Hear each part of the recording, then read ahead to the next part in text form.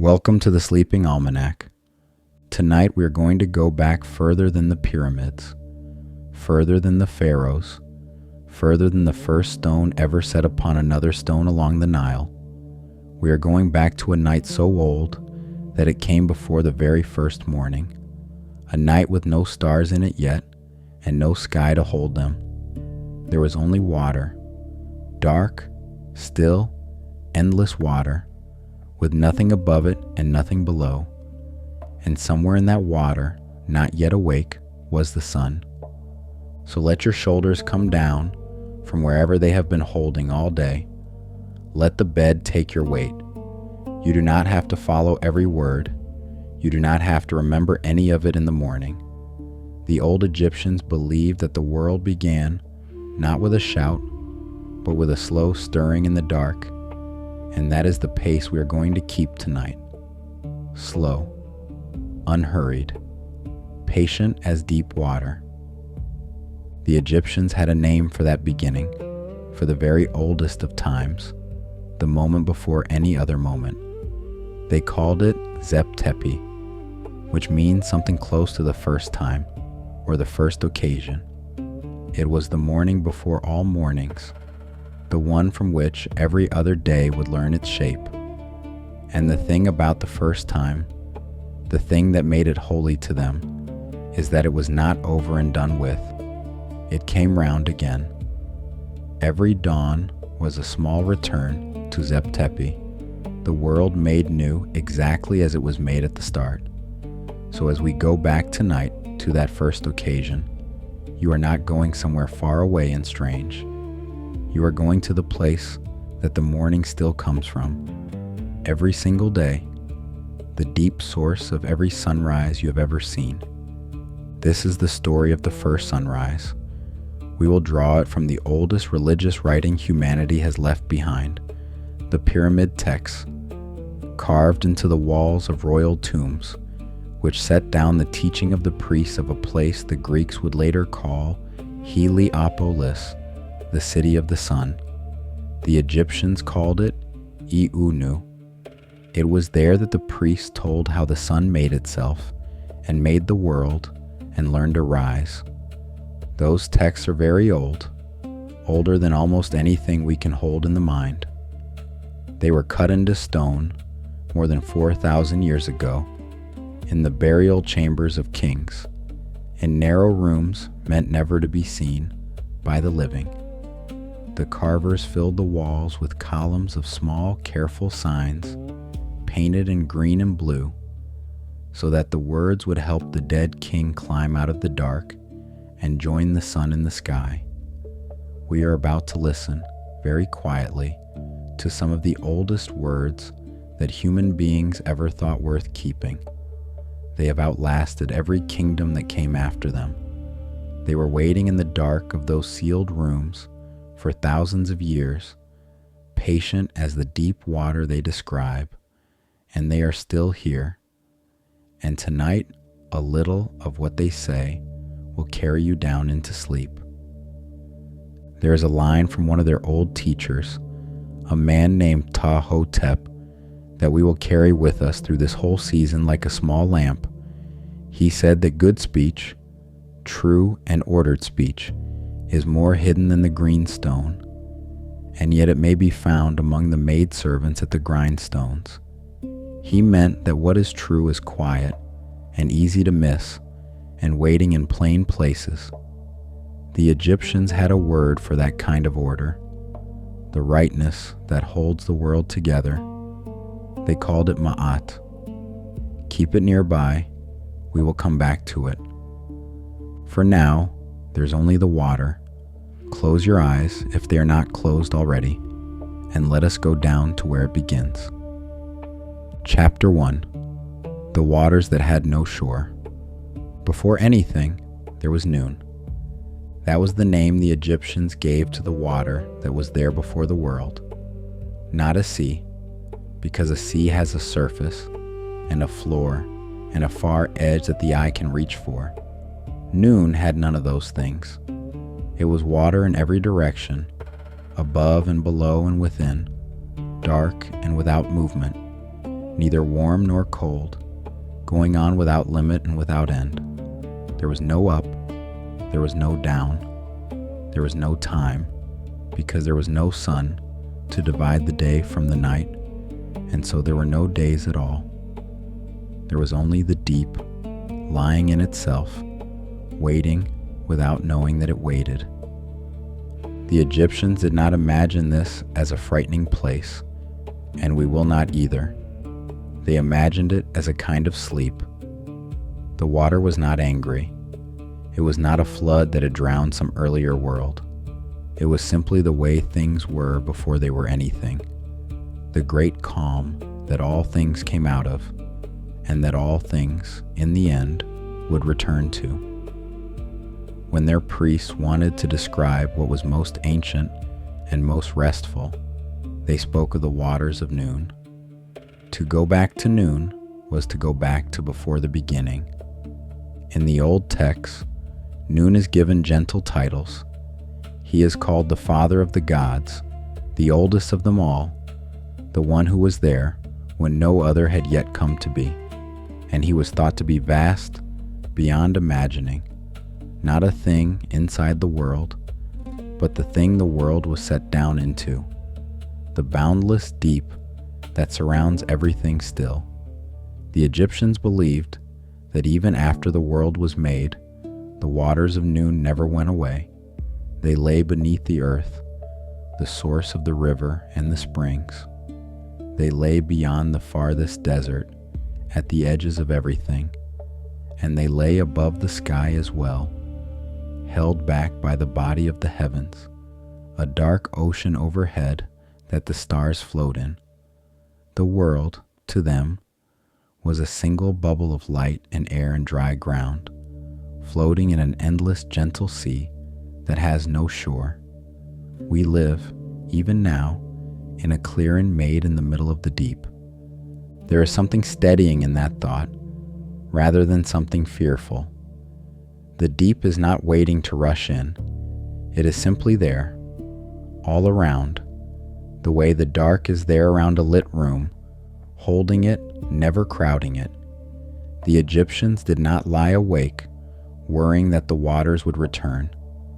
They knew the deep as the place they came from, and the place they would rest in, the great quiet that holds the small bright world the way a cupped hand holds a coal.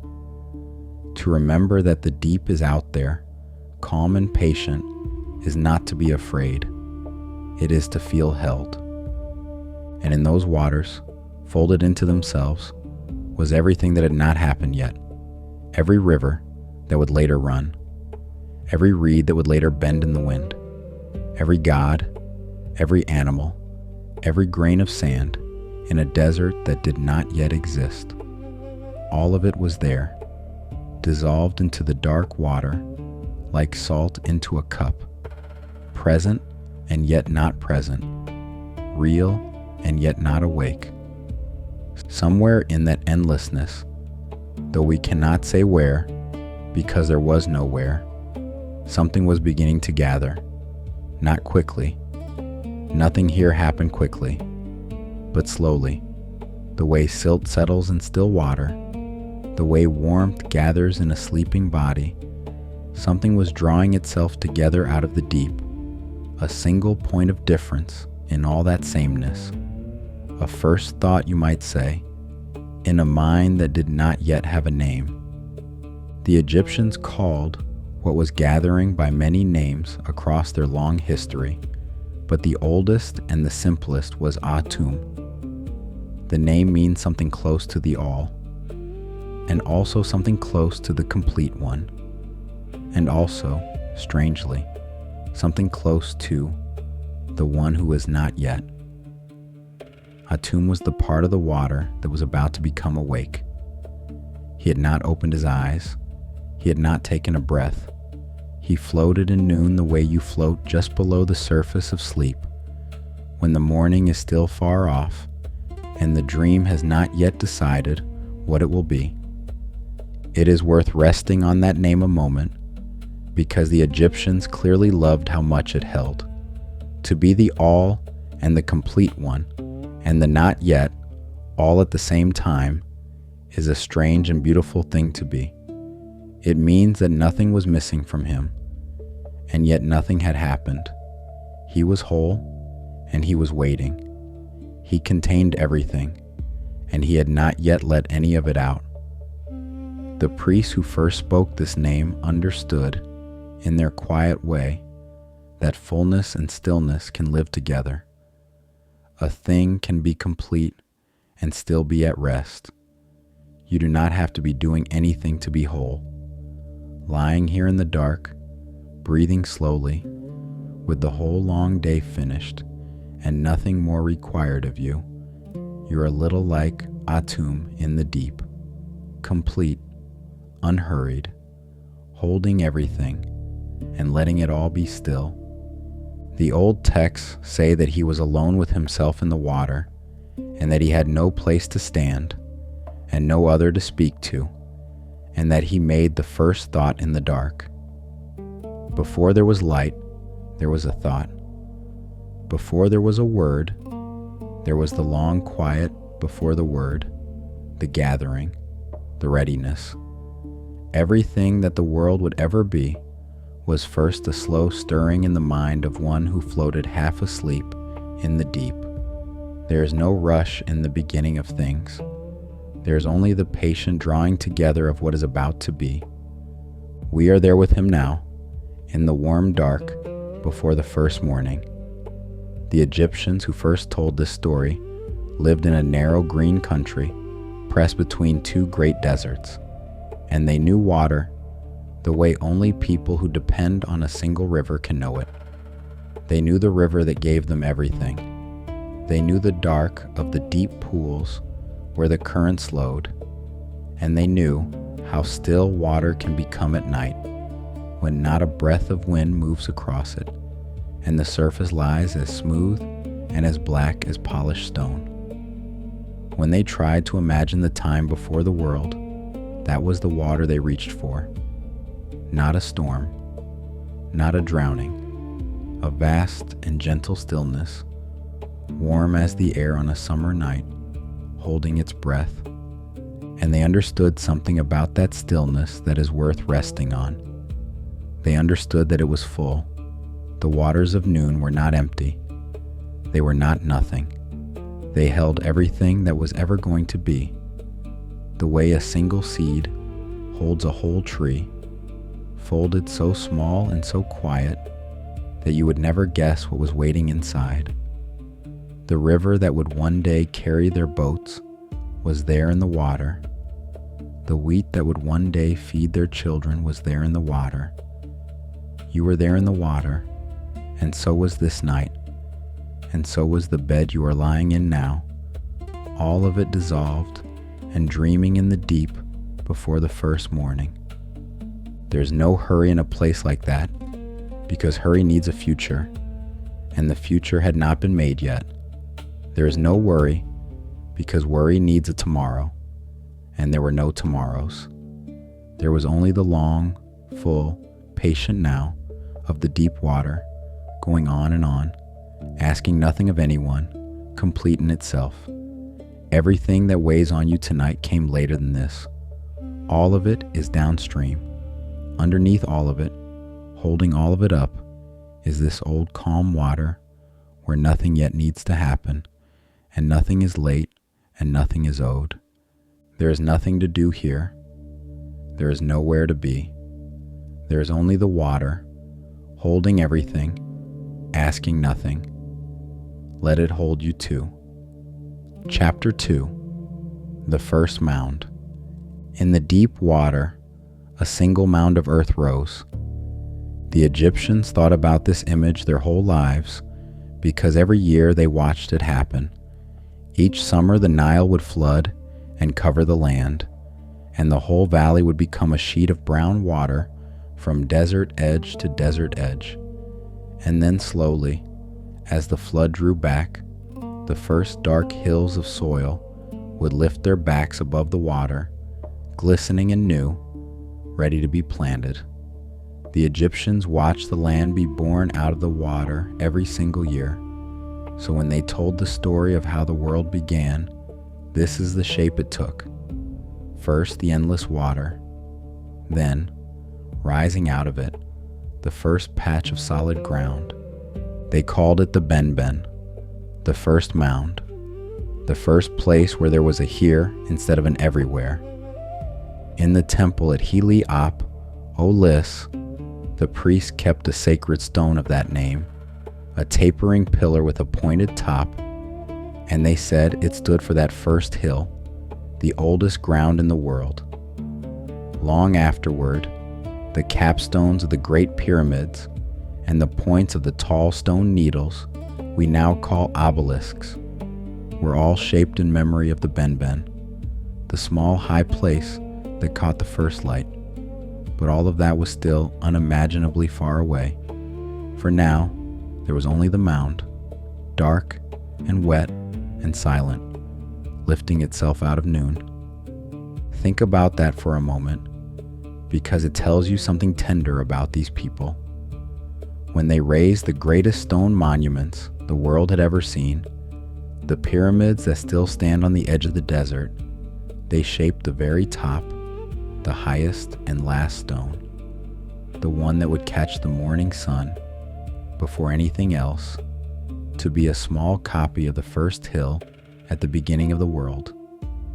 And the tall, thin pillars they set up before their temples, the ones we call obelisks, were tipped with the same pointed shape and often sheathed in shining metal, so that at dawn the very tip would blaze gold while the rest of the world was still in shadow. Everywhere they built, they were remembering this, the first high place, the first ground to break the surface of the deep, the first thing the light ever touched. Their whole civilization kept reaching up toward that one small mound, the way a plant reaches up toward the sun, and the word itself was a small wonder to them. Ben sounds like other Egyptian words for rising, for shining, for welling up, the way water wells up from a spring, or light wells up over the horizon. To say the name was to say, all at once, the hill that rose, and the light that rose, and the sun that rises. They heard the whole morning folded into that single soft word.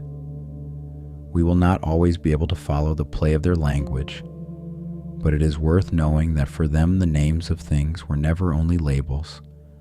A name carried the nature of the thing inside it, the way a seed carries the tree.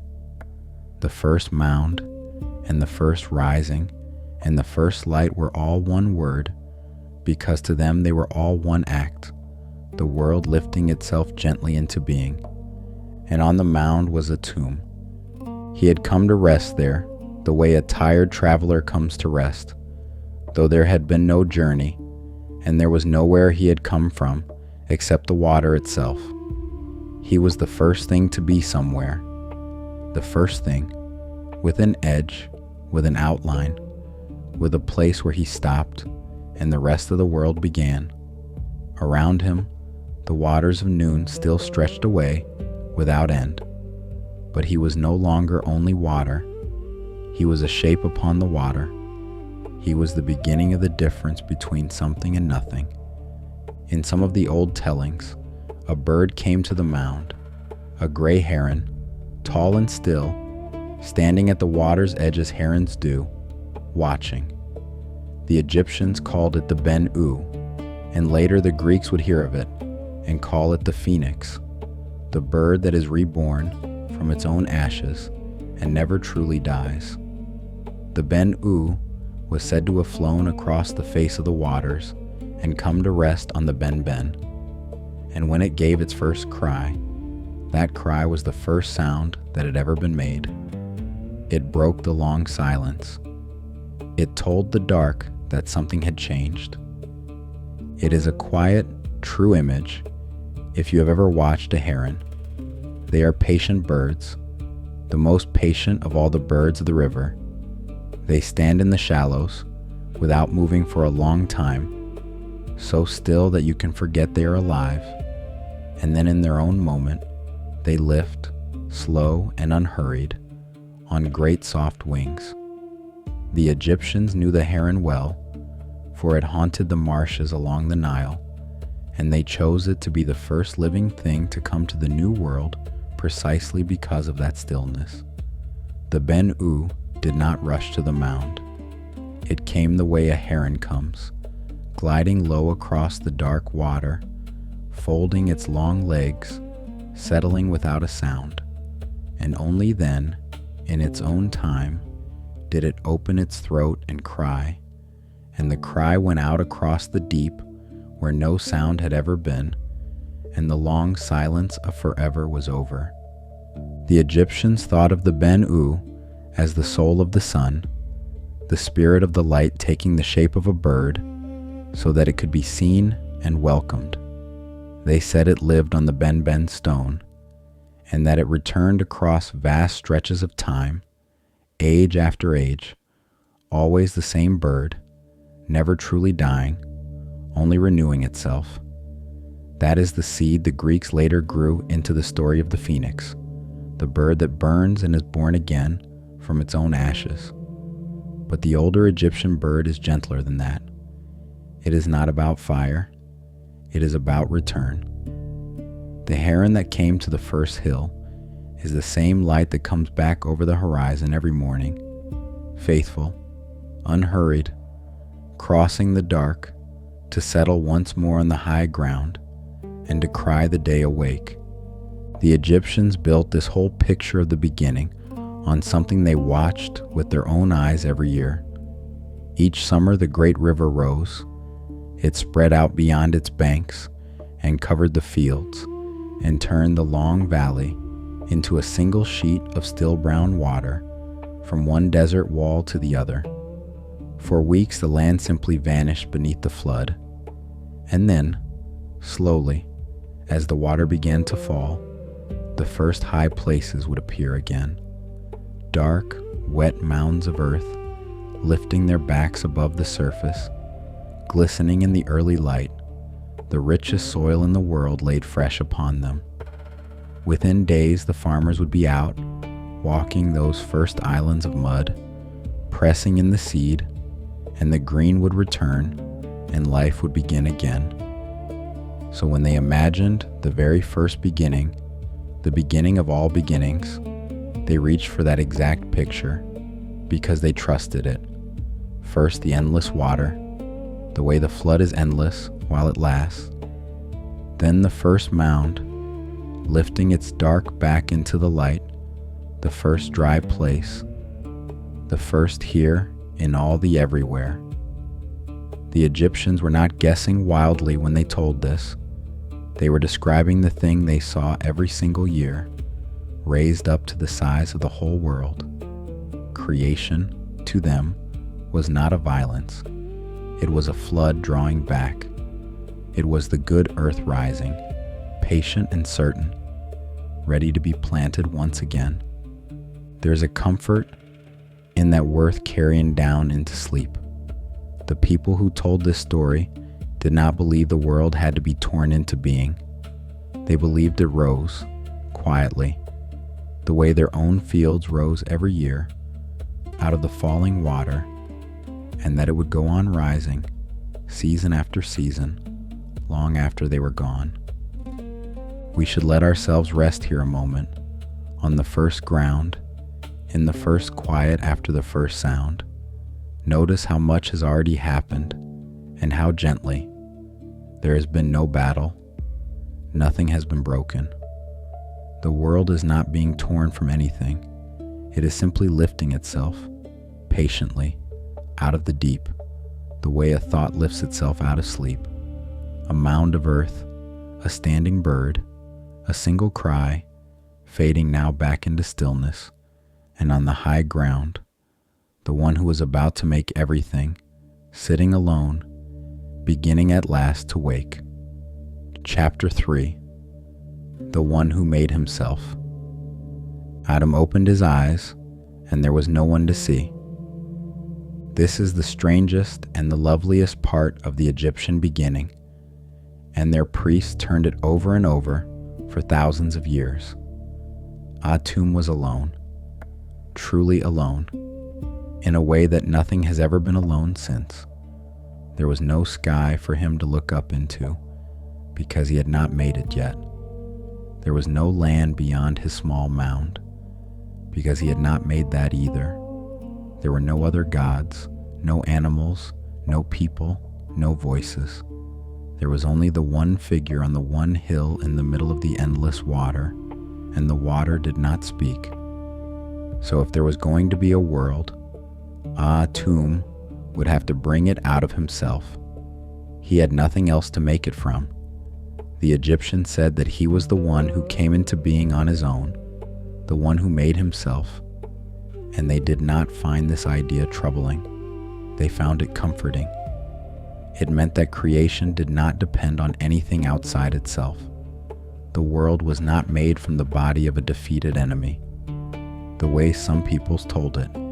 It was not stolen or won in a war. It came quietly from the inside of the first God, who simply decided to be more than one. How he did it, the old texts tell in more than one way, and we will be honest about that, because the Egyptians were comfortable holding several pictures of the same truth at once. In one telling, Atum spoke, and the speaking made things real. In another, he simply willed it, and what he held in his heart became what was. And in the oldest and most physical telling, the one carved into the pyramid walls, he brought the next gods out of his own body, from his own breath and his own moisture, the way a spring brings water out of dry rock. The Egyptians were not embarrassed by the body. To them, making life from the body of a god was the most natural image there could be. The point in every version is the same. The one became the first of many. The lonely figure on the mound was about to have company. There was a power the Egyptians believed in that runs underneath all of these tellings, and it is worth a gentle word because we will meet it again and again. They called it Heka. We do not have a clean word for it. We sometimes translate it as magic, but that makes it sound like a trick, and it was nothing of the kind. Heka was the force that makes things happen, the power that turns a thought into a thing, a word into a deed, a wish into the world. It was the energy of creation itself, present from the very first, older than the gods who used it. When Atum thought of the world, and the world began to be, that was Heka working. When he spoke a name, and the named thing came into being, that was Heka. The Egyptians believed that to know the true name of a thing, and to say it rightly, was to hold a little of the power that made it. And so for them, words were never small. A word said with knowledge and care could shape what was real. This is why their hymns and their healing spells and their prayers mattered so much to them. They were not asking. They were taking part, in their small human way, in the Heka that made the world. There is a kindness in that idea that you can carry into the dark. It means that the gentle words you say to yourself at the end of a hard day are not nothing. The Egyptians would have told you that words have a weight, that to name the day finished, and to say that it is enough, and to tell yourself quietly that you are allowed to rest, is to set a little order in your own small world. So let the last words of your day be soft ones. Let them be true. The same power that the first God used to make the morning is, in the smallest and most ordinary way, the power you use when you tell yourself it is time, now, to let go. And notice what he made first. Not stone, not gold, not a throne or a crown or a weapon. The first two things that Atum brought into being were air and moisture. The breath you are breathing now, slow and even in the dark, and the faint dampness of it on your lips. These were the first children of the first God. The Egyptians named them Shu and Tefnut. Shu was the air, the dry, bright space that holds everything apart, so that there is room to move. Tefnut was the moisture, the wet and the dew, and the rain that has not fallen yet. Between them, they were the very substance of weather, of breathing, of the difference between the inside of a thing and the air around it. So now there were three on the mound where there had been one: the Father, and the air, and the water that falls. And for the first time since the beginning, Atum was not alone. He gathered the two of them close, the old texts say, and he was glad. And the gladness itself was a new thing in the world, because there had been no one to be glad with before. The Egyptians chose those two, air and moisture, as the first to be made. And we should not pass over the choice too quickly, because there is wisdom in it. They might have begun the world with anything. They could have made the sun first, or the gods of war, or the gods of gold, or the great kings. But they began with breath and with water, the two things a body cannot live without for even a little while. Shu and Tefnut are not grand. They are not throne and crown. They are the air in your lungs and the moisture on your lips, the very plainest gifts, the ones so constant that we forget them entirely. The Egyptians, who lived close to the line between thirst and life, never forgot them.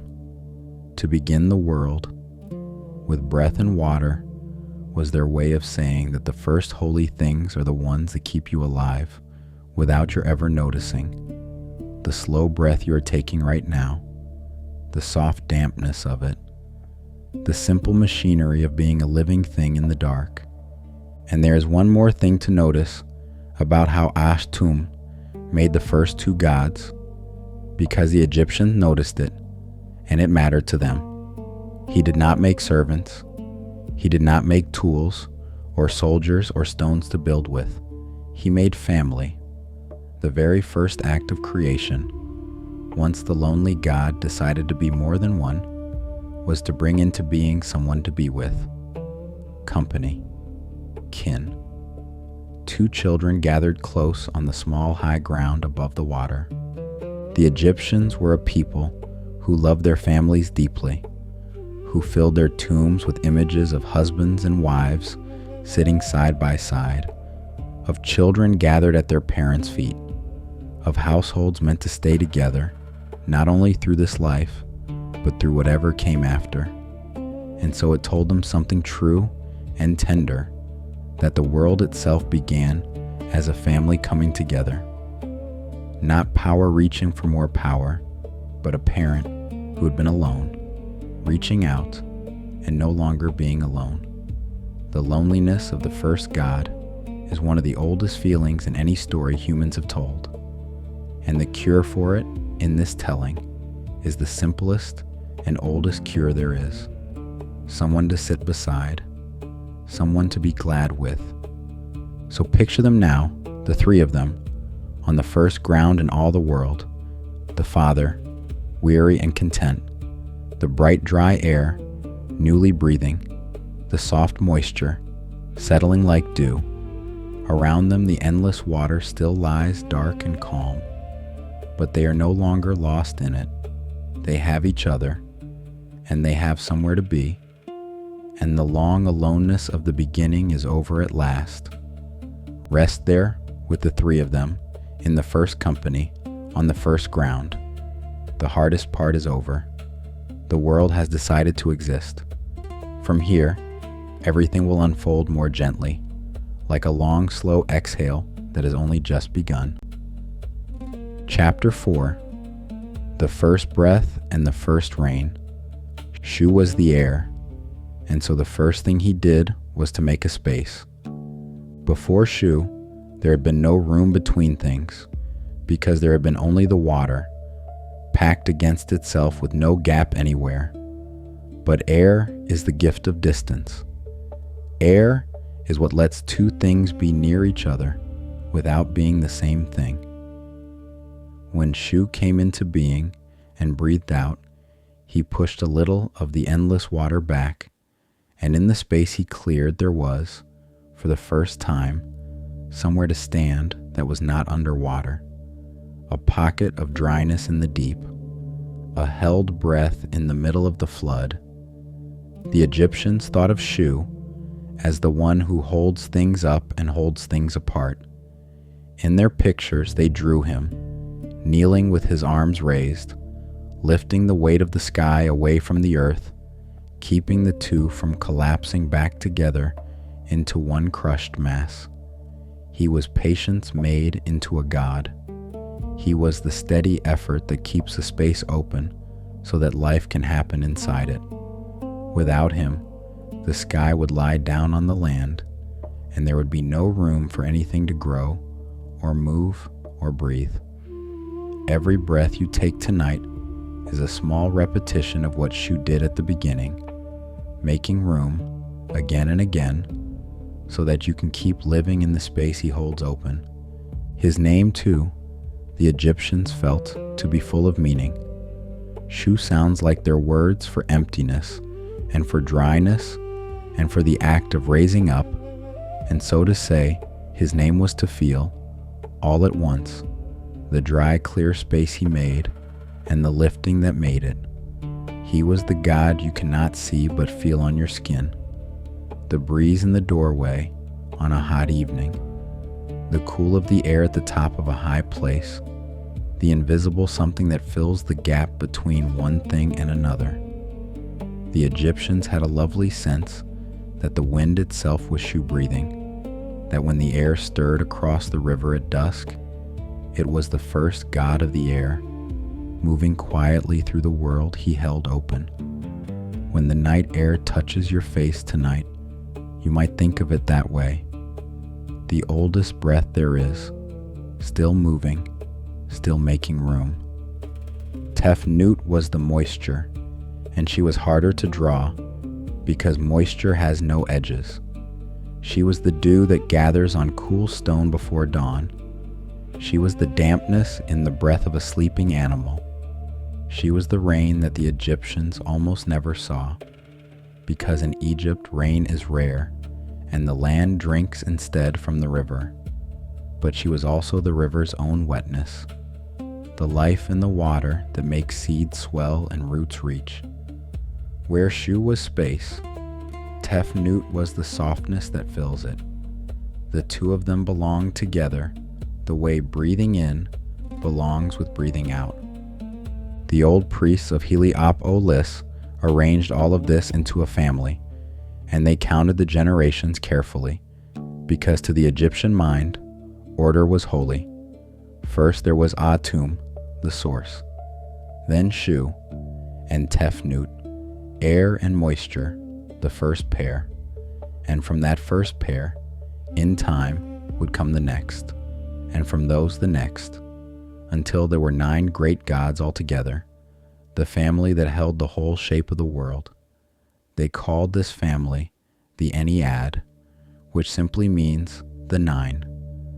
We will meet all 9 before the season is through, because their story is the story of everything that follows, the love and the loss and the long struggle that the Egyptians told for 3,000 years. But tonight, we are still near the beginning, with only the first 3, and then very soon, the first 4. It is a gentle thing to know, lying here at the start of a long season, that the whole family is already implied in these first few. The Egyptians like to count it out, almost like a lullaby of names. From Atum came Shu and Tefnut, the air and the wet. From Shu and Tefnut would come Gabe and Nut, the earth and the sky, whom we will meet in a little while. And from Gabe and Nut would come the last and most storied of the 9, 4 children whose loves and griefs and long patience fill nearly all the nights of the season to come. There is a green king among them, and a wise and faithful queen, and a brother who brings the long sorrow, and a quiet sister who keeps the watch.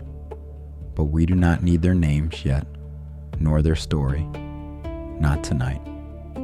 Tonight, it is enough to know that they are coming, folded up small in the beginning, the way the whole tree is folded into the seed, waiting, as everything waits in these old quiet tales, for their own time to unfold. And there is comfort in a thing being a family rather than a machine. The Egyptians did not imagine the world as a set of forces grinding against each other. They imagined it as kin, generation after generation, each one bringing the next into being and then making room for them. The order they so loved was not the cold order of a clock. It was the warm order of a household, where the elders make a place for the young, and the young carry the line forward, and everyone has their station and their part.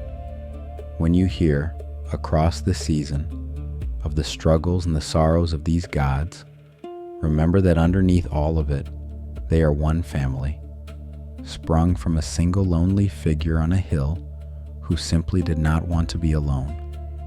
The whole of Egyptian myth is, in the end, the long story of a family, and you are about to spend many quiet nights inside it. The Egyptians gave Shu and Tefnut another role as well, one that runs quietly under everything else in the season. They said that the two of them were the parents of the sky and the earth, which we will come to in a little while. But more than that, they were the gap and the gift that made a world possible at all. Shu, the air, was the reason there could be an inside and an outside, a here and a there, a breath drawn in and a breath let go. Tefnut, the moisture, was the reason the dry world could still be soft, that there could be dew on the morning grass and water in the living body and tears in the eye of a god. Between the two of them, air and water, they were the whole climate of the world, the weather that makes a place livable. And the priests of Heli-op-olis, who loved to set things in careful order, taught that this was the true shape of creation. Not a single great explosion, but a patient unfolding, one generation bringing forth the next, each gift making the next gift possible. The source brings forth the air and the water. The air and the water will bring forth the earth and the sky. The earth and the sky will bring forth the gods, whose loves and griefs fill the rest of these long nights. Step by gentle step, the way one quiet thing leads to another, the way one slow breath leads to the next, until without any hurry at all, there is a whole world, and a whole family, and a whole story waiting to be told. There is something worth resting on here before we go on. The Egyptians did not begin the world with kings or armies or gold. They began it with the most ordinary and most necessary things there are: air, water, the space to breathe and the moisture to live, the things you cannot see and never think about and could not survive an hour without. Their creation story is, at its root, a quiet act of gratitude for breath itself. And so, as Shu holds the space open one more time, take a slow breath in and let it fall, and let yourself sink a little deeper into the warm dark, where the family of the first morning is still gathering on the first hill above the endless calm of noon. Chapter 5, The Lost Children and the Weeping Eye. Now we come to a story the Egyptians loved, because it explained, in a single tender image, where people come from. When Shu and Tefnut were still young, the old texts say, they wandered away from their father into the dark waters of noon. Perhaps they went exploring, the way the first of anything explores. Perhaps the endless water simply drew them out and closed over them, and they were lost in it, two small new gods swallowed by the deep that had no edges. And Atum, on his mound, found that he was alone again. The children he had made from his own breath were gone. somewhere out in the limitless dark, and he could not see them, and he did not know if they would come back. So he did something that any parent would understand. He took out his own eye, and he sent it to look for them. This is one of the oldest and strangest ideas in Egyptian religion, and it runs through the whole of the season, so let us sit with it gently. The Egyptians believed that the sun itself was, in a sense, the eye of the great God, the thing that sees, the thing that gives light, the thing that searches the world from above and misses nothing.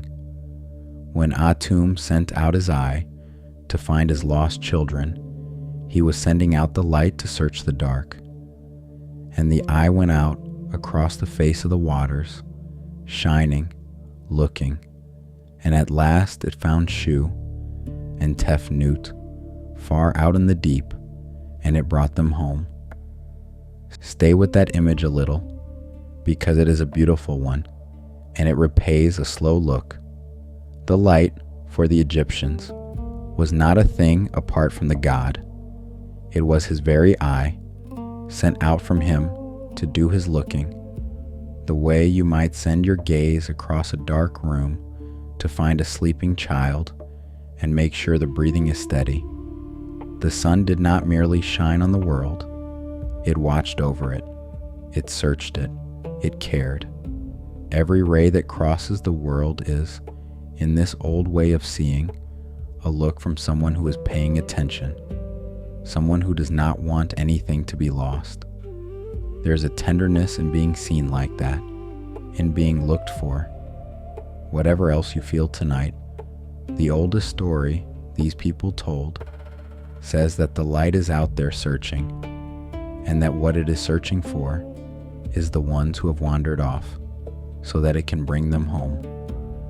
When they came back to the mound, Atum wept. He wept with relief, the way you weep when something you thought was lost is suddenly returned to you. And the Egyptians, who loved to play on words even in their most sacred texts, noticed that their word for the tears of a god, remit, sounded almost exactly like their word for human beings, remech. And so they told it that when the first god wept for joy at the return of his children, his tears fell upon the new earth, and where each tear struck, a human being rose up. That is where people came from. The priests of Heli, Ap-o-Lis, said, "We are the tears of the Creator, wept in gladness at the moment a lost thing was found." We should be honest and say that this was one telling among several, because the Egyptians had more than one account of where people began, and they were content to hold them side by side. But this is the one to carry into sleep, because of what it says about us. It says that human beings were not made as servants, or as an afterthought, or as a punishment. We were made of a God's relief and a God's joy. We came into the world at the exact moment that grief turned back into gladness. There is a great tenderness in that, and the Egyptians felt it. To be a person in this old story is to be a small piece of the Creator's happiness, set walking upon the earth. That play on words, the tears and the people, the remit and the remek, was not idle to them, and it is worth understanding why. The Egyptians believed, as we touched on earlier, that the names of things told the truth of things. So when their word for the weeping of a god and their word for human being sounded almost the same, they did not think this was an accident of language. They thought it was a clue, a hint, left in the very sound of the words, pointing to where people had really come from. The likeness in the sound was, to them, a kind of proof. We are named, in their hearing, after the tears of the first morning. The word for what you are still carries very faintly the sound of a god weeping for gladness. It is a strange and lovely thing to think that buried inside the oldest name for our kind, there is the memory of a joy. There is a second tenderness folded into this story, and the Egyptians felt it keenly. When the lost children came home, the old texts say, they did not come back to the same father they had left. While they were gone, Atum had grieved, and grief changes a person, even a god.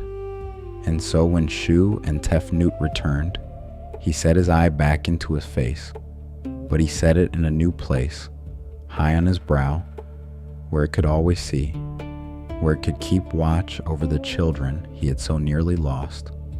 The Egyptians said that this is why the sun rides high in the sky and looks down upon the whole world. It is the watchful eye of a parent who once knew what it was to lose what he loved, and who never wants to feel that again, and so keeps looking, always, to be sure that everything is where it should be. And think again of what it means that our own beginning, in this telling, is bound up with that moment. We are the tears of that homecoming. We rose from the ground where joy fell. Every human being who has ever lived began in the story the priests of Heli Op-Olis told, at the precise instant when a father stopped grieving and started weeping for happiness instead. Whatever else is true of us, this old story says that we are made of relief. We are made of the moment the lost thing is found and the long fear lets go. So if there is anything tonight that feels lost to you, anything you have been holding on to or holding off, let this old image hold it for a while. The eye is out there, searching the dark, and the eye is gentle, and the eye brings the wanderers home. And the eye that went searching has its own long road ahead of it. Across this season we will see it again and again, sometimes as the gentle light that returns the lost, sometimes as a goddess in her own right, sometimes, when it is angered, as a thing of fire that the gods must learn to calm. But tonight, it is only the kind light that searches the dark and brings the wanderers home. Let it search gently over you as you drift. It is not looking to wake you. It is only making sure that you too are safe and gathered in and held. Chapter 6, Earth and Sky. From Shu and Tefnut, air and moisture, came the next two great gods. And these two you can see with your own eyes, every day and every night, for as long as you live. Their names were Gabe and Nut. Gabe was the earth, and Nut was the sky. Geb was the land itself, the dark, rich soil of the river valley, the rock beneath it, the whole solid body of the world. The Egyptians drew him lying down, because the earth lies down, stretched out and patient, holding everything that grows. They said that the low hills were his shoulders and his knees, and that when he laughed, it was the trembling of the ground, and that all the plants of the world grew up out of his green back. He was steady and he was generous. Everything that lives stands upon him, and in the end, everything that lives lies down again upon him to rest. There is no gentler thought to hold at the edge of sleep than that the earth itself is a God who lies down, and that you are lying down upon him now, held and carried and at rest. Nut was the sky, and she was one of the most beautiful figures the Egyptians ever imagined. They drew her as a woman arched high overhead, her fingertips touching the eastern horizon and her toes touching the western one. Her whole long body curved across the top of the world like a great vault.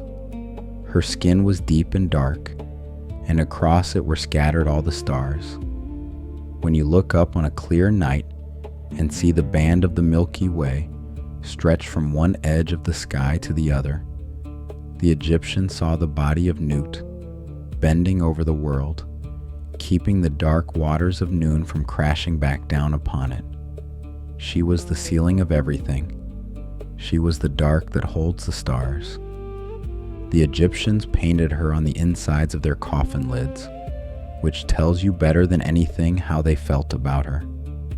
When they laid a beloved one to rest, they wanted the very last thing above the body, looking down to be Note, the great mother of the sky, arched protectively overhead, just as she arches over the whole living world, so the one who had died would lie within her, the way the stars lie within her, the way the sun lies within her each night. To be dead in that picture was to be gathered up into the body of the sky, held in the dark among the stars, carried through the night toward a new dawn. There are few gentler things in all of human imagining than that. They could not bear for their dead to lie under nothing, and so they gave them the whole star-scattered body of the heavens to lie beneath, a mother bending close in the dark. She was thought to be a tender and watchful figure, this goddess of the sky, and very ancient. The old texts call her the one who bears the stars, the one in whom the gods are born and reborn, the great protectress whose body shelters the world from the deep that lies above it. For remember, the waters of noon did not vanish when the world was made. They still pressed down from above, the dark ocean overhead, and it was Newt, arched and steady, who held them off, who kept the deep from crashing back down and unmaking everything. Every night you have ever slept safely beneath the open sky, you slept under her. The dark you see overhead is not emptiness. In the oldest seeing of these people, it is someone, bending close, holding back the deep, scattered all over with the lamps of the stars, watching the small warm world go round to morning. Now, the priest of Heli, Op-Olis, told a tender and slightly sorrowful tale about Geb and Newt, the earth and the sky. They said that in the very beginning, the two of them lay close together, the sky resting upon the earth, holding each other so tightly that there was no room between them, and while they held each other, nothing could grow because there was no space, no air, no light getting in. So Shu, their father, the god of air, came between them. He set his hands beneath Newt and lifted her up, high above Geb, and held her there. He raised the sky away from the earth and made the great open space of the world, the space we all live inside, with the land below and the stars above and the bright air in between. The Egyptians felt the sweetness and the sadness of that. The earth and the sky had been lifted apart so that life could exist, and they would spend all of time reaching for each other across the distance, the rain falling from sky to earth, the smoke and the prayers rising from earth to sky, never quite able to touch again. But because they were parted, there was room for the sun to sail, room for birds to fly and rivers to run, and people to walk and lie down and dream.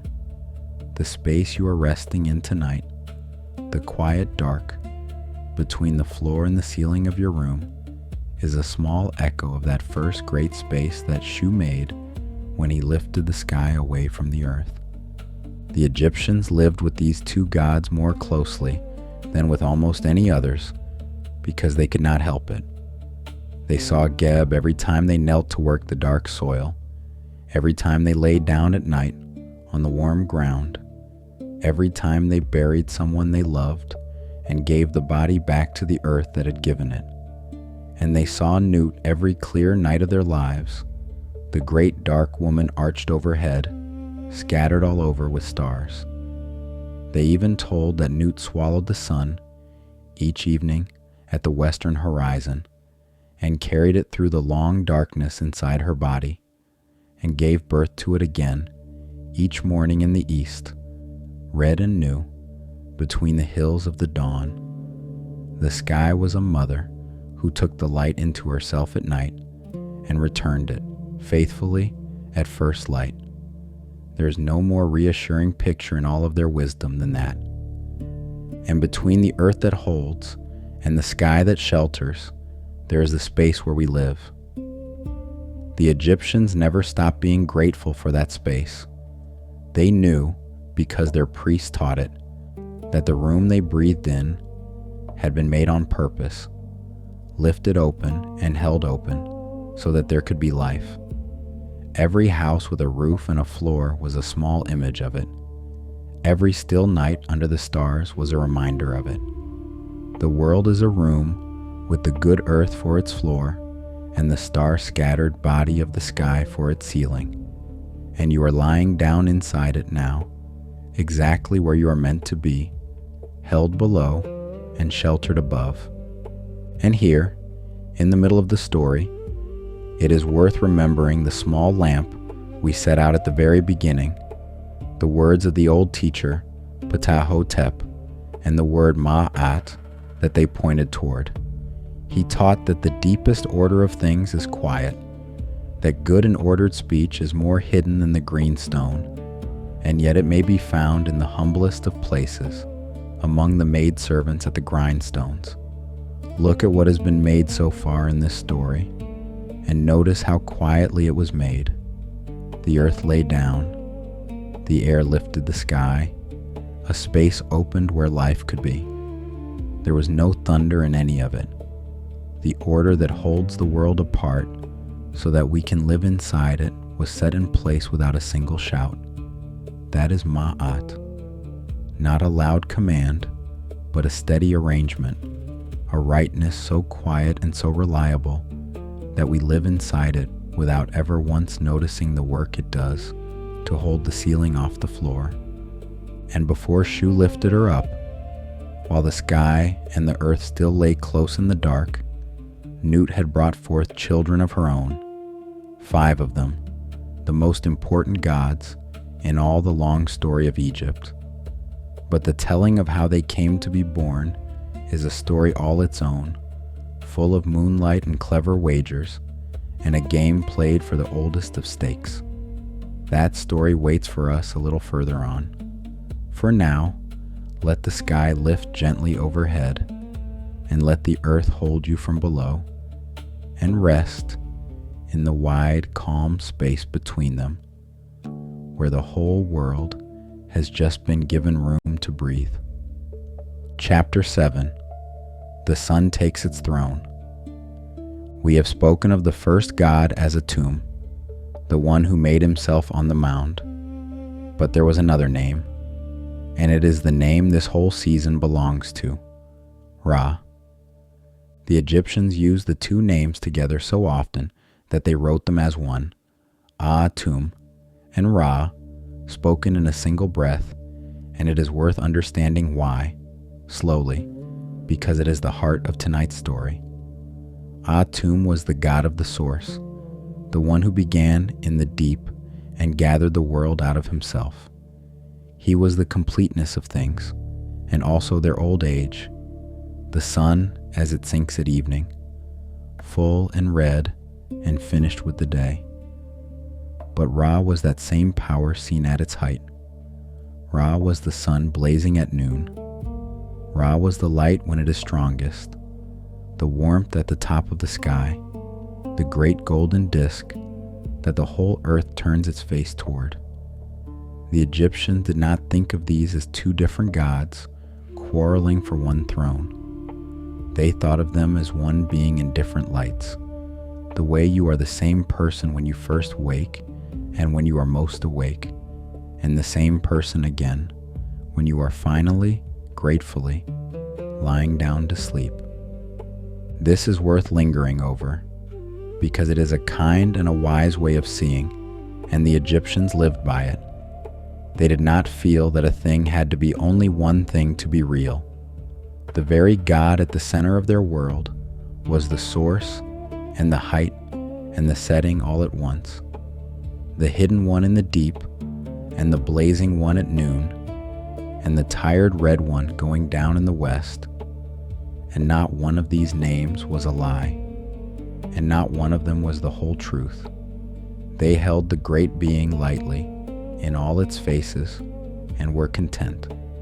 There is a rest in learning to do the same with yourself.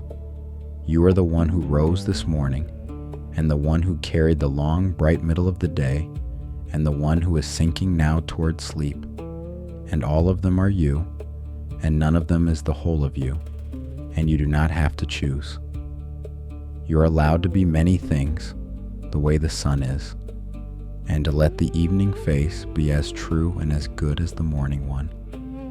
And notice, gently, that the season is named for the height, for Ra, the blazing noon, and yet tonight we have met him most as the source and as the setting, as the quiet one in the deep and the red one going down. That is no accident. The Egyptians knew that the brightest power is best understood from its calm edges, from where it begins and where it comes to rest. The whole long season ahead is the story of the sun in its strength, the great struggles and loves of the family it began. But it opens here, in the quiet, with the light at its gentlest, rising and setting, because that is the face of the sun that belongs to sleep. The blazing noon is for the waking world. The soft gold of the beginning and the end is for the dark and for the bed and for you, here, now, at the edge of rest. And when the world had been made, when there was earth below and sky above and the wide air between, the God rose up over it as the sun, and the first true day began. Try to imagine that first sunrise, because no one had ever seen one. There had been the long dark of noon, and then the dim gray light of the Benu's cry, and the slow making of air and water and earth and sky. But there had never yet been a morning. And then, over the eastern edge of the new world, the disk lifted. Gold poured across the water. The dark that had been there since before the beginning drew back for the first time, not destroyed, only set aside for a while, and the whole new earth was washed in warm light. The river caught fire with it. The First Mound, the Ben, blazed like a lit lamp, and every living thing that had just been made lifted its face, the way living things have lifted their faces to the morning ever since. Try to feel it, slowly, the way the Egyptians must have felt it when they sang it. First the long dark, which was all there had ever been, so that no one and nothing had any idea that the dark could end. Then the faintest change at one edge of the world, a thinning, a graying, a softness coming into the black where the eastern hills would be. Then the first true color the world had ever held, a deep red bleeding up out of the horizon, and the water far off beginning to glow. Then the rim of the disk, just the curved top edge of it, breaking the line of the world, and the first ray going out flat and golden across the new earth, touching the high places first, the Ben, the tops of things, and running down into the low places after, and then warmth, which the world had never known, spreading across the cool new ground, soaking into the wet mound, lying gently on the upturned faces of everything that lived. The Egyptians never tired of that sequence. It was the most ordinary miracle there is, and they treated it every single dawn as though it were the first one. And imagine the silence breaking into sound. The Ben-U had cried once, long before, and then the world had gone quiet again through all the slow making of things. But now, with the light, the whole new earth seemed to find its voice at once. This is why, ever after, the birds of Egypt sang the loudest at dawn, and the people understood it perfectly. They were greeting the light. They were doing what every living thing wants to do when the dark lets go, which is to make a glad noise and lift the face and feel the first warmth come. You have done it yourself on some early morning, stepping out into the first sun after a cold or a sleepless night, feeling it touch your skin and something in your chest ease. That is very old, that feeling. It is as old as the first morning. It is the world remembering every dawn that the light came back. And here is something gentle to understand about the way the Egyptians thought, because it is easy to be confused by it otherwise. They did not mind that the sun had many names and many forms and more than one story of how it came to be. They were not troubled the way we sometimes are when two accounts do not line up perfectly. To them, the sun was simply too great a thing to be caught in a single picture. It was the source on the mound, and it was the disk in the sky. It was Atum, and it was Ra. It was the old one, and the bright one, and, as we will see, the new one being born at every dawn. The Egyptians held all of these at once, easily, the way you might hold in your mind that a person is a parent and a child and a friend all at the same time. No one of these untrue, no one of these the whole truth. This is a restful way to hold the world, if you can manage it. Not everything has to be resolved into a single tidy answer. Some things are simply large and many-sided, and you can let them be large without needing to pin them down. So when the sun rose over the world for the first time, it was the same one who had stirred in the deep, now wearing the face of the blazing day. The completeness of the dark water had become the warmth of the morning. Nothing had been lost in the change. Everything had only come into its light. The Egyptians never lost their wonder at this. For 3,000 years, in temple after temple, the priests rose before dawn and waited in the dark and sang the sun up over the horizon every single morning, as though it might be the first one, as though it still needed their welcome.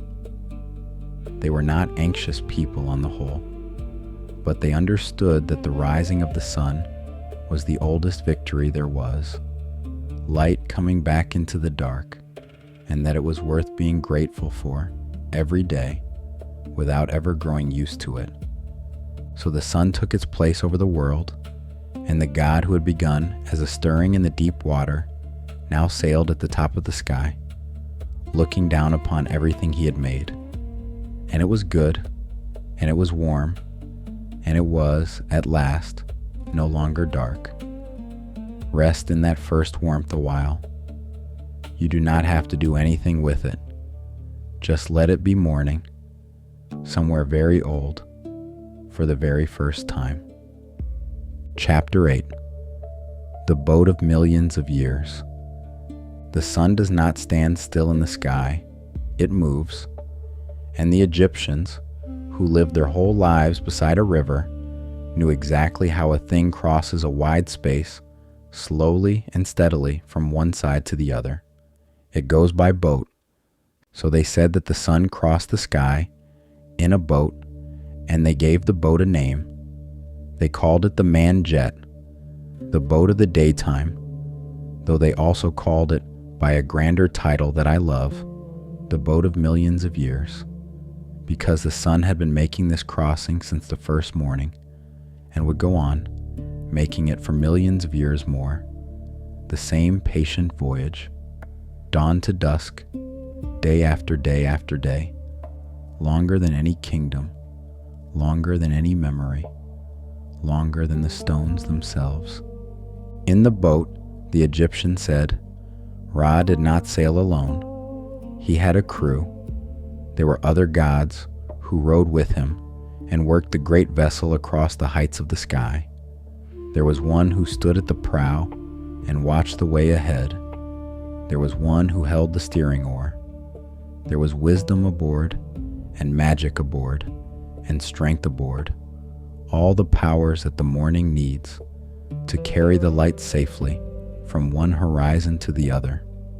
The Egyptians imagined the sky as a kind of celestial Nile, a river of air arching over the world, and along it The bright boat sailed, with the sun shining at its center, and the gods at their stations, calm and unhurried, doing the oldest work there is. It comforted them to think that the light was not left to fend for itself, that it had companions, that the great work of carrying the day was shared. The very Heka we spoke of, the creative power that made the world, was said to ride in the boat as a god in its own right, standing near the sun, ready to speak the words that keep the way clear. The all-seeing eye sailed there too, and there were others whose task was simply to watch, to steer, to keep the steady rhythm of the crossing. None of them hurried. None of them were afraid. They had made this voyage more times than there are grains of sand, and they would make it more times still. And they went about it with the calm of people who know their work and trust each other to do theirs. There is a deep peace in that picture, in a thing being well crewed and unhurried and sure of its way. The light is not alone up there. It never has been. Good and faithful hands are at the oar and the steering and the lookout, and they have never yet let the morning fail to come. The Egyptians also loved the title they gave that boat, the boat of millions of years, and it is worth saying slowly, for it is one of the most restful phrases they ever made. Millions of years. Not a day, not a season, not a single human life with all its hurry, but millions of years. A span so long that no worry can survive inside it. Whatever presses on you tonight is happening inside one small day, one turn of the boat. But the boat itself has been sailing since before the first kings, and it will sail long after the last of us. The same patient crossing, dawn to dusk and round again. To set your small day down beside the millions of years of that voyage is to feel it grow light. The boat does not strain. It does not race the clock. It has all the time there is, and so, just for tonight, so do you. The Egyptians were the greatest boat people of the ancient world, and so this was the most natural image they had. Their whole country was strung along a single river. They traveled by boat, they traded by boat, they carried their dead to the tombs by boat, and they buried their kings with real boats, full-sized vessels laid in pits beside the pyramids, so that the dead might join the sun on its eternal sailing. When they looked at the sky and tried to understand how the sun moved, they did not reach for anything strange. They reached for the thing they knew best in all the world.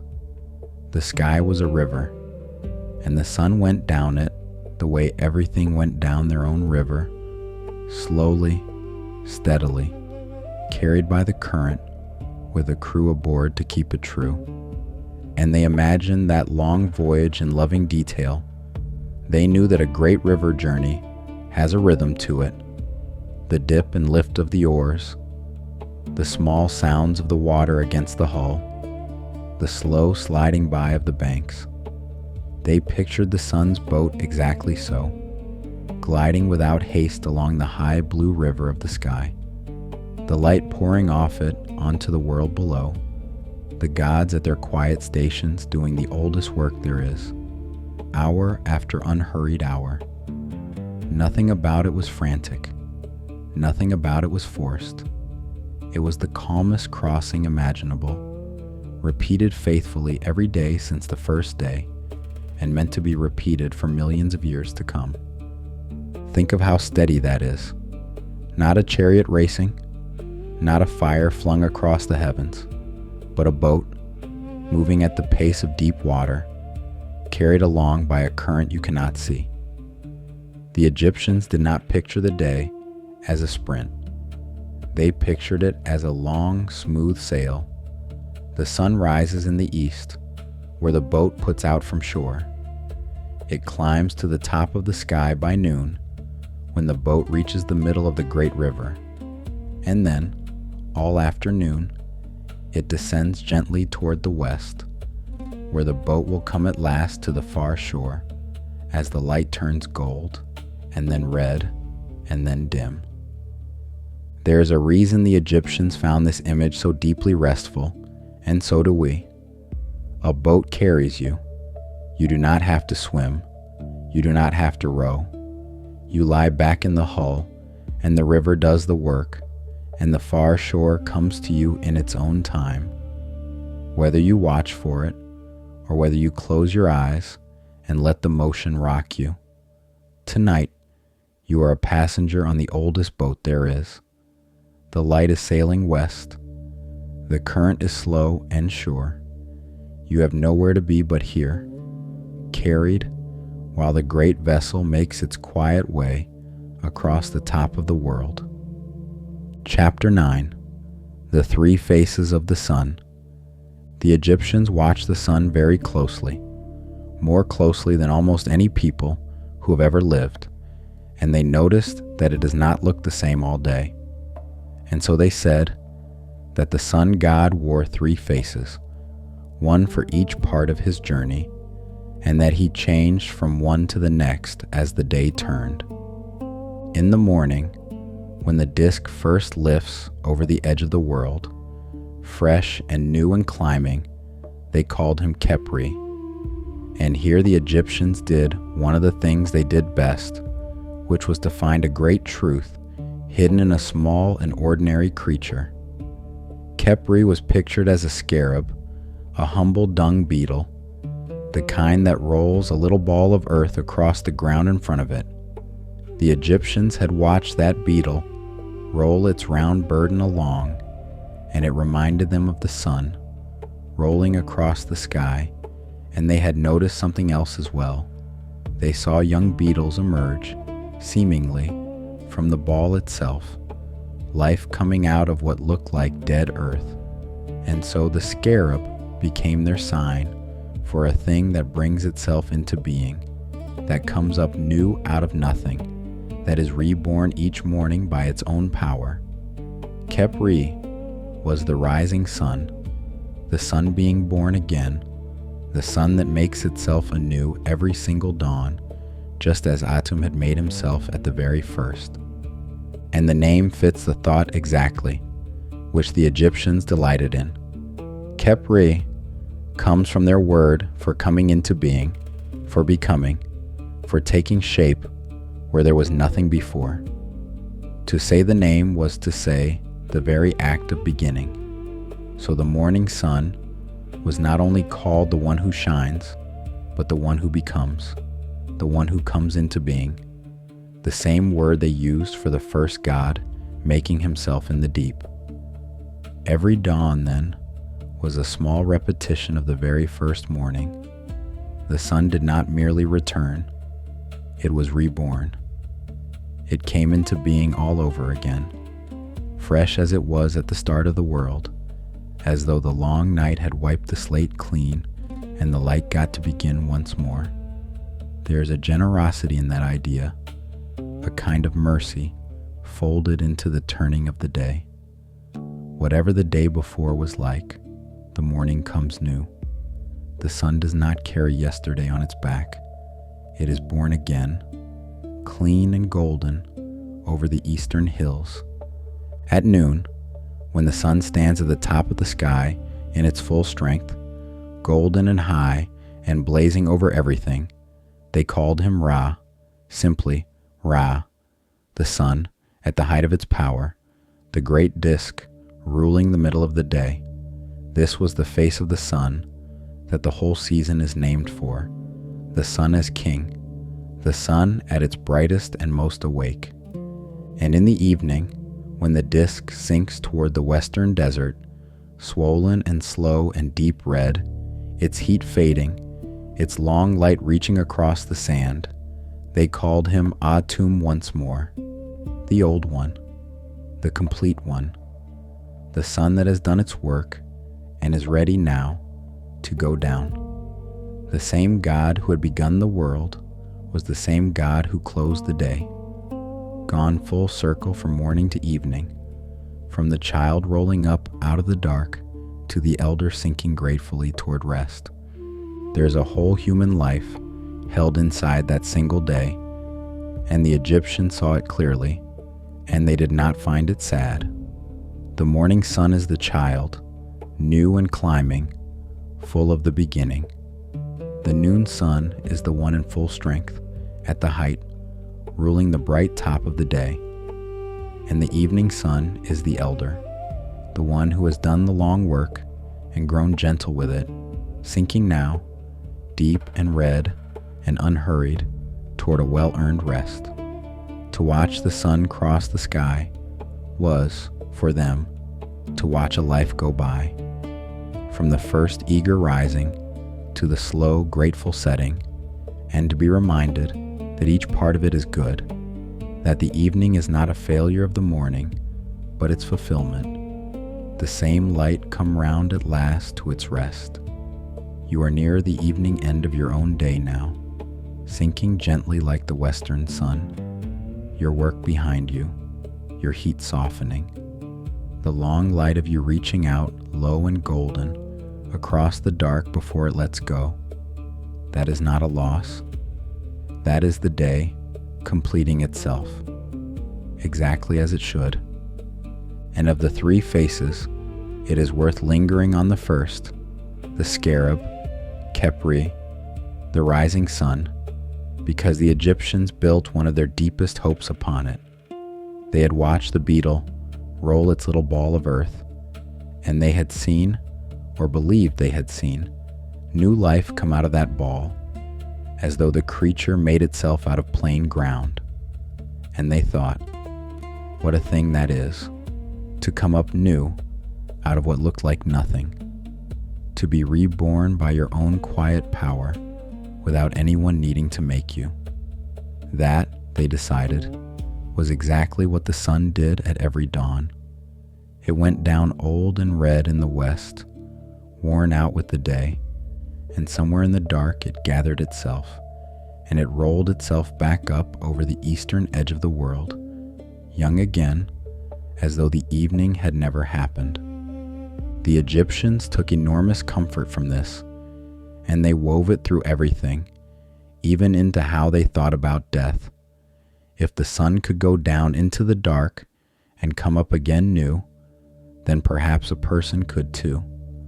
Perhaps an ending was not truly an ending, but only a setting, a going down, with a rising still to come. They carved scarabs out of stone and precious things, and laid them over the hearts of their dead, so that those they loved might roll up new, out of the dark, the way the morning sun does. It was their sign for hope, the smallest and humblest of creatures, carrying the largest of promises. I find a great kindness in this, and the Egyptians did too. They looked at the sun, and they saw the whole shape of a life inside a single day, born new in the morning, full and strong at the height, and at evening growing old and red and quiet and ready to lie down, and then, in the dark, somehow, made young again, so that the morning could come once more. The sun showed them that ending and beginning are not so far apart, that the old one and the new one are the same one, that what goes down in the west will rise again in the east, every time, without fail, no matter how dark the night between. Hold that quietly as you drift. The face of the sun is turning now, from gold to red. It is growing older and gentler. It is beginning, like you, to come down toward rest. Chapter 10. The Measuring of the Day. Before the sun, there had been no time. We said that at the very beginning, in the waters of noon, where there were no days, because there was nothing to divide them, but once the sun began its crossing, once there was a morning, and a noon, and an evening, time itself was born, and the Egyptians thought of this as one of the greatest gifts the sun ever gave, because the sun did not only give light and warmth, it gave order. It gave the day its shape, the steady, reliable shape of rising and climbing and setting, that you can count on, that comes again and again in the same way, that never tricks you and never fails.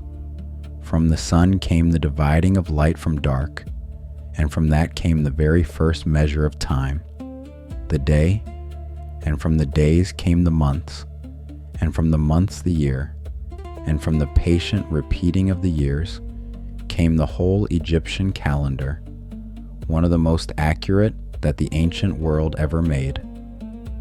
All of it rested, in the end, on the simple fact that the sun could be trusted to rise.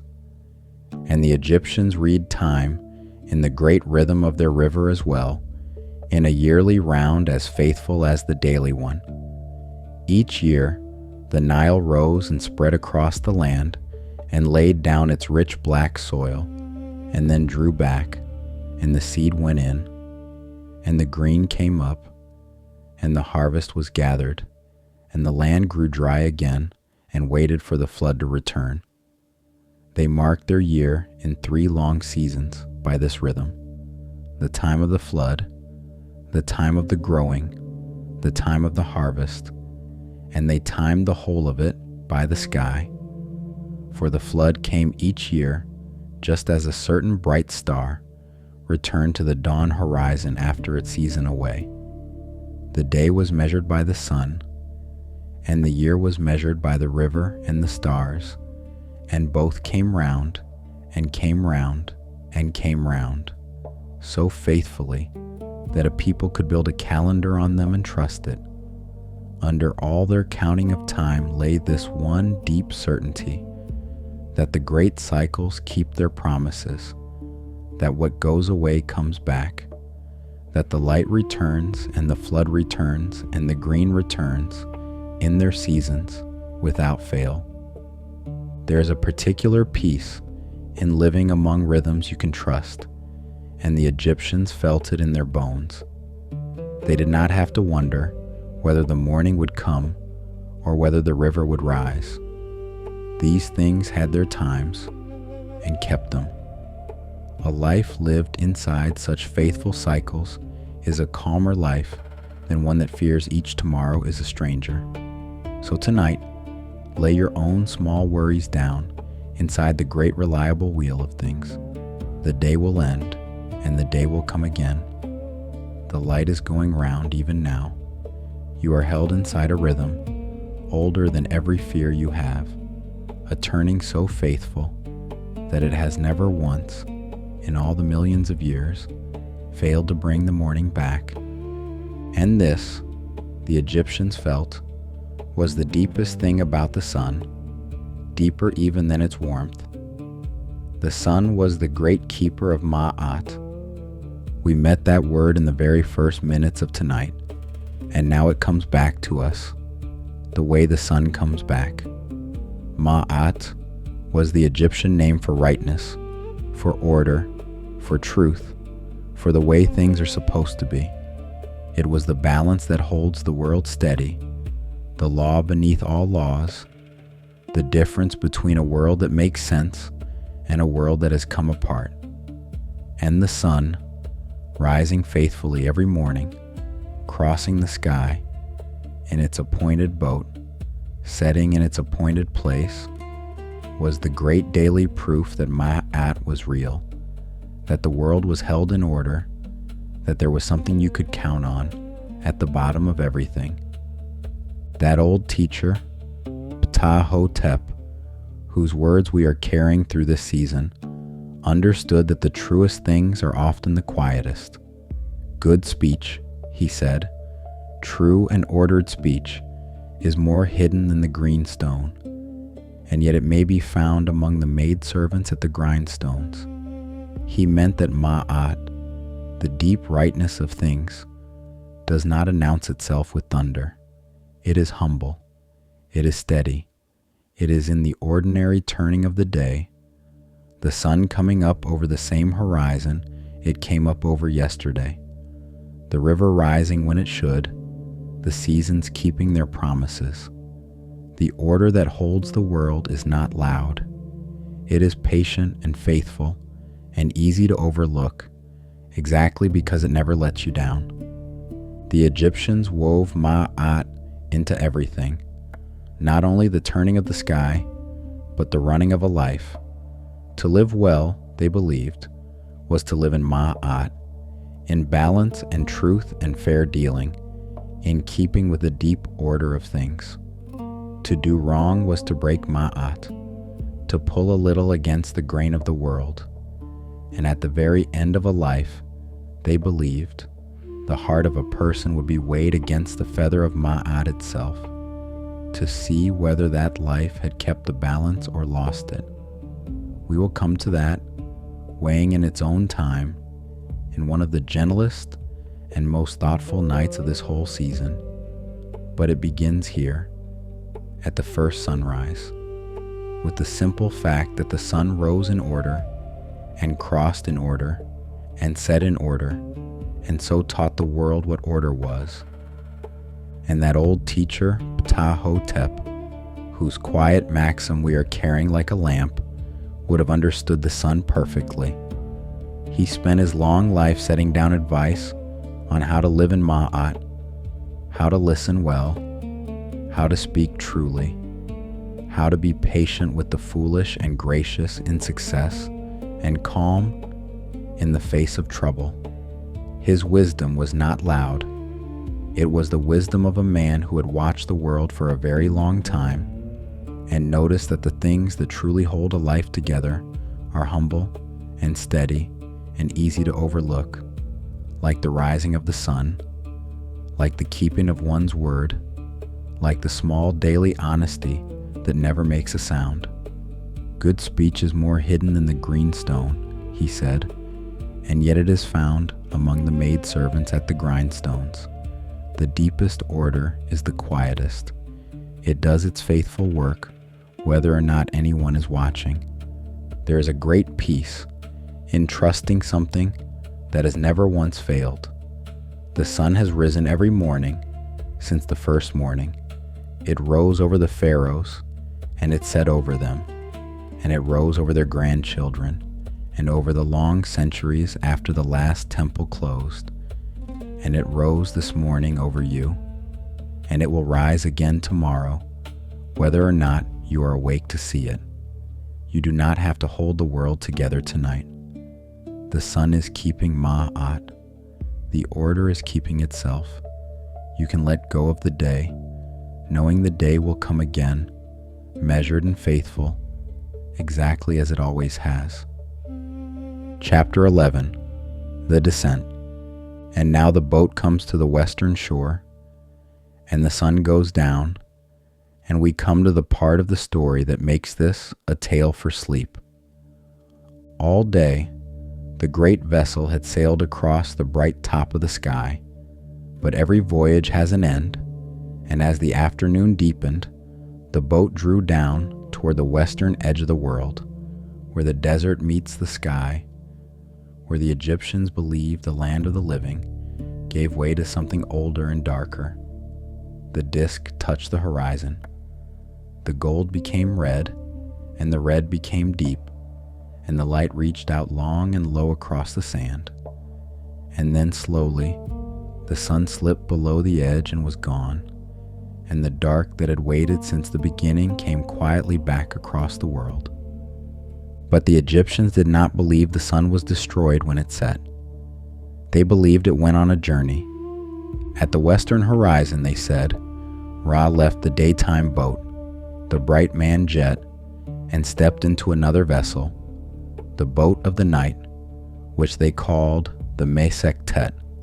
And in that second boat, he began the other half of his endless voyage, the hidden half, down into the world beneath the world, the great dark country that the Egyptians called the Duat. All night long, while the living slept, the sun sailed on through that underworld, through hour after hour of darkness, carrying his light through a place that had never seen the day. We will follow that night voyage in full before the season is through, because it is one of the most beautiful and most calming journeys in all of mythology. But tonight it is enough to know that when the sun sets it does not die. It goes down into the dark to make its slow way back toward the morning.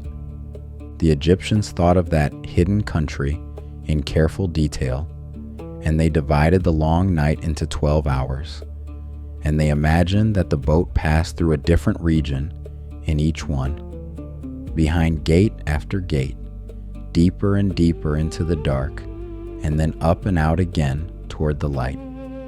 They wrote whole books about it, the secret guides to the night, and they painted them on the walls of the royal tombs, so that the dead king might travel the same road with the sun. Each hour had its own quiet character, its own waiting figures, its own task. We will go through those hours slowly, one by one, on a night later in the season, and it is one of the most deeply restful journeys there is. The light moving patiently through the dark, hour by measured hour, with no need to hurry, sure of its way to the morning. But tonight we only stand at the doorway and watch the boat go down into the first of those hours, and it is enough to know that the road through the dark is known and mapped and traveled safely every single night. And the most comforting thing about that long, dark passage is who travels it. The sun does not go down into the night alone, and neither, the Egyptians believed, do the dead. To go into the Duat was to go in the company of the light, to travel with the great boat through the hours of the night, and to rise with it in the east. The dark was not a place you were left in. It was a road you went down with company, the best company there is, the very light of the world itself, sailing patiently beside you toward the dawn. There is no loneliness in the Egyptian night. Whatever goes into the dark goes with the sun, and what goes with the sun comes up again in the morning.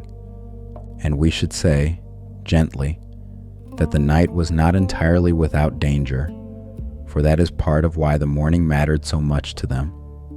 The Egyptians told of a great serpent that lived in the dark waters at the edge of the world, an enemy as old as creation itself, the very spirit of the chaos that a tomb had risen out of and pushed back. They called it Apophis. Each night, as the sun sailed through the Duat, the serpent rose against the boat and tried to swallow the light and stop the morning from ever coming. And each night the crew of the boat stood against it and held the serpent back and carried the sun safely through to the eastern horizon so that dawn could break once more. Think of what the serpent stood for, because it makes the whole thing gentler rather than more frightening. Apophis was not a new enemy who had appeared to spoil the world. He was the old chaos itself, the formless deep that everything had come out of, reaching up to pull the light back down into the dark from which it rose. He was the everything before the beginning, the undivided water, the no time and no order, given a shape so that the story could speak of it. And the sun, sailing past him every night, was order making its patient way through chaos, the made world carrying its light through the unmade dark and coming out the other side. The struggle at the edge of the night was simply the oldest fact of the world, told as a story. Things hold together. The light keeps its road. Order is renewed, quietly, every single night, against the old pull of the deep, and the morning is the proof that it held again. We will tell the serpent's own story in full near the end of this season, on a night given over to that nightly battle at the world's edge, and even that night will be a calm one, because the ending of the story is never in doubt. But it is good to meet the serpent here, gently, at the very beginning, so that we are not troubled by it later. He is real, in the story. He rises. He is old and he is hungry, and he wants the light to stop, and he never, in all the millions of years, succeeds. The crew is ready for him. The light goes past, the morning comes. That is the whole shape of it. The same every night, and once you know the shape, the serpent loses all its power to keep you awake. It is worth saying clearly, because it is the very heart of why the Egyptians slept easily, that they did not fear the night the way some peoples have. The dark was not evil to them. The Duat, the great night country beneath the world, was not a place of punishment. It was the place the sun went to be renewed, the secret half of the journey, the long quiet passage between the setting and the rising. To go into the dark, in their way of seeing, was to go toward the morning. Even the dead made that voyage. They went down into the Duat to travel with the sun, to pass through the hours of the night in the company of the light, and to come up renewed at dawn in the fields of the blessed. The night was not the end of the road. It was the middle of it. And so the serpent at the edge of the dark, for all its ancient hunger, was never truly the master of the story. It was the old chaos that the world had risen out of, reaching up to pull the light back down. But the world had already chosen order over chaos at the very first morning, and that choice was renewed every single night. When the crew of the boat stood firm, and the serpent was driven back, and the sun sailed on toward the east. The Egyptians did not lie awake, fearing that this might be the night the snake won. They knew the shape of the story. The light goes down, the dark does its worst, and the morning comes anyway. It always has, it always will. It is the oldest contest there is, the light against the dark, the order of Ma'at against the hunger of chaos. But here's the thing to carry into sleep. The serpent never wins. Night after night, age after age, the great snake rises at the edge of the dark, and night after night, the light is carried safely past it, and the morning always, always comes. You do not need to keep watch tonight. The boat is sailing on through the dark without you. The crew is at its stations. The morning is already on its way. Chapter 12, Goodnight, and the serpent at the edge of dawn. So this is where we leave the first day, and the first night, and the sun that learned to make its endless round. The world began in the deep still water of noon, where everything waited, dissolved and dreaming. A mound rose. A god gathered himself out of the dark and made himself, and then made the air and the moisture, and then the earth and the sky, and lifted the one away from the other, so that there was room at last for living. The sun rose over it all for the first time, and there was morning.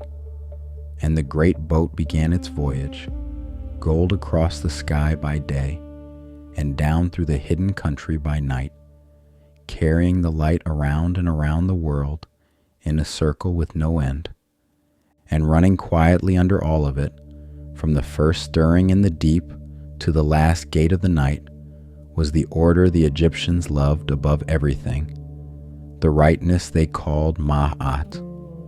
That old teacher, Ptah-hotep, whose small lamp we have carried through the whole of this night, knew where that order really lives.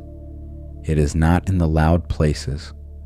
Good and true speech, he said, is more hidden than the green stone, and yet it is found in the humblest places of all, among the maidservants at the grindstones. The deep order of the world is like that. It does not shout. It is in the faithful turning of the day, the sun keeping its road, the river keeping its season, the morning keeping its promise. You do not have to guard it. It guards itself quietly, the way it has since the first time. The Egyptians took that whole great picture, the deep, the mound, the family of gods, the sailing light, and they folded it down small enough to carry into sleep. They were not anxious people. They had looked the dark in the face and found a road through it. They had looked at death and seen a setting, with a rising still to come. They had looked at chaos and found that order was stronger, every night without fail. And so they could lie down at the end of their days the way you are lying down now, and let the light go on without them, sure that it would come round again to morning, because it always had, and because that is simply what the light does. And every night, at the far dark edge of things, the old serpent rises, Pophis, the chaos that was there before the beginning, the hunger that wants the light to stop. He coils in the deep water, where the night meets the coming day, and he waits for the boat, and he rises against it, just as he has risen every night since the first night. But the sun has a crew, and the crew is faithful, and the order of Ma'at is stronger than the hunger of the dark. The serpent is held back, the boat sails on, and on the eastern edge of the world, the sky goes gray, and then pale, and then gold, and the scarab rolls the new sun up over the horizon, and it is morning again, exactly as it was promised to be. You do not have to wait up for it. That is the gift the Egyptians left us, in this oldest of their stories. The morning is not your task tonight. The light is already being carried, safely, through the dark, by hands far older and far stronger than yours. All you have to do is rest, here in the warm space between the earth that holds you and the sky that arches over you, while the boat sails on without you, toward a dawn that has never once failed to come. Sleep now. The waters are calm, the boat is sure, and somewhere out past the edge of the dark, the serpent rises and is turned away, and the sun comes round again toward morning. Good night, and the serpent at the edge of dawn.